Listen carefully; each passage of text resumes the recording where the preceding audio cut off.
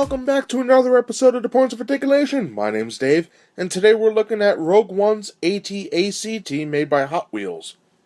I have always been a fan of walkers, the AT-ATs, AT-STs, and the various other vehicles from the Clone Wars on, and I think this is a great addition. It's not really a military vehicle, well it is, but it's made to transport cargo, people, whatever, in this section here, and apparently from what I read, it is supposed to be bigger than an AT-AT, but then again, that could just be something somebody wrote up on a paragraph, and we'll have to wait until December 16th to see for our own eyes. So let's get right to the review. Before I get to the detail, two things. The body and the head and the undercarriage are all die-cast, which is awesome, and then for plastic parts, we have the four legs and the main cannons right there. Starting off at the head, we have some great detail on the side panels and the top. Very neat. Underneath, we have a rivet. And then this red line here should be the cockpit control area. Very cool. I really love the design of these. I think they're doing a great job. Then we have our neck, which looks very similar to the AT-AT. And now we have the main body. And nice little rectangles, very reminiscent of an AT-AT. You know, I'm not going to lie. If I didn't read that article that said they were bigger, you know, to carry the cargo or whatever it's moving along on Scarif, I would have just thought this is just a proto-AT-AT or something like that. But it is kind of neat that it's different. And details the same at the top. We have a little more little rectangles. And on the side, it's the same as the other side, basically.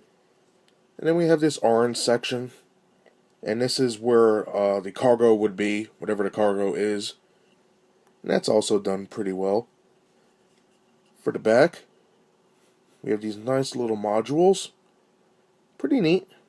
Now the legs are detailed very cool as well.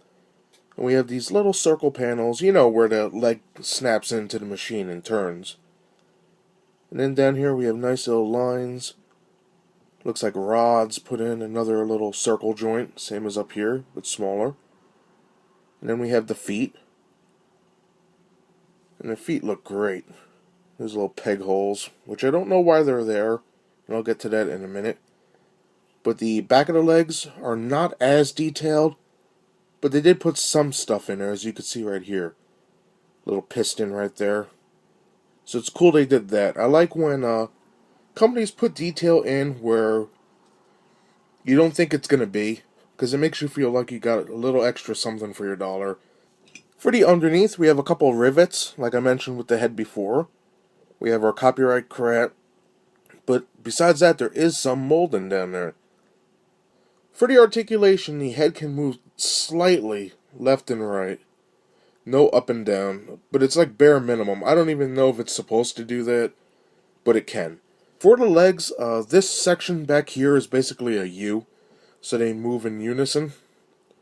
The front ones are individual, but I don't even know why they do that. Because if you, just like the Hasbro walker, it really doesn't matter, because if you set these legs up any other way, it's not going to look right. Like, it looks better when they're flat. But this one knee bends, and it's a little different, and I really like that. Like, it's starting to move forward. Nice touch. When looking at the paint of the AT-ACT, it's mostly this light gray, very reminiscent of an AT-AT walker, and that takes up the whole body, the legs and the section here and the head. Then we have orange for the cargo crate. White is also on that cargo crate. I believe it's supposed to be the Imperial symbol, but it is worn off on both sides, so I do not know. Then we have dark gray for this section here, back here, the neck, and I believe that's it for the dark gray. Then we have red right here for the cockpit. The paint may seem basic, but I'm not worried about that. I think they did a great job. Could have used maybe a dry brush here and there. Yeah, but for what it is, it's pretty cool. So let's measure this guy up and compare it to some other ships. When measuring the Hot Wheels AT-ACT, this walking tank stands a little over 2.5 inches. So it is a nice sized vehicle.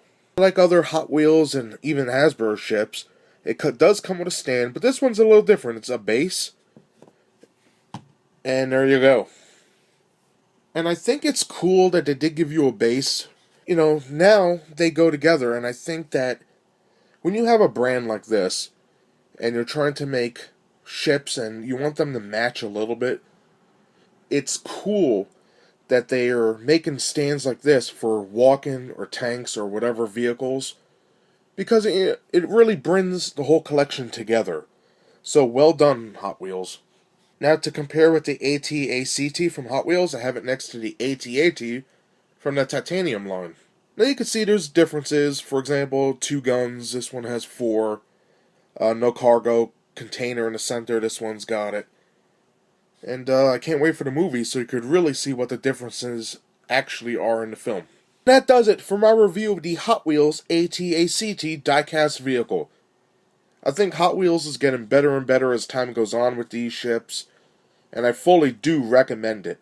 I got mine off Amazon, but I'm sure by now you could probably find them in some Walmarts, Toys R Us's, and other stores in your area.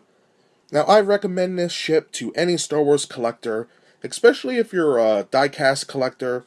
This is pretty good. Hot Wheels has been getting better as time is going on. These stands are a big plus. It unifies the collection. And I kind of feel bad because now they're re-releasing all these with the new stands. And I really don't feel like buying them twice. To me, that's pretty dumb. But anywho, if you're a new collector, jump on these. They are pretty cool. They're popping them out every couple of weeks or months. And the collection is growing and it is getting better. I recommend this also to any fan of the Imperial Navy or Army. Usually Imperial ships are always iconic. TIE Fighters, Star Destroyers, Death Star, Walkers, even the Stormtroopers are very well received. Even though the Rebels do have great ships like the X-Wing, Y-Wings, and all that, something about the Imperials, I don't know, it seems like everybody likes their stuff more. But if you're a fan of the Imperials, pick this bad boy up. It goes great with the other ships so far, and it does stand out with this nice orange cargo crate right there. So thank you everybody for watching my review. I hope you enjoyed it. If you did, please hit a like, subscribe for more reviews every Thursday, and hopefully I'll see you next time. Bye.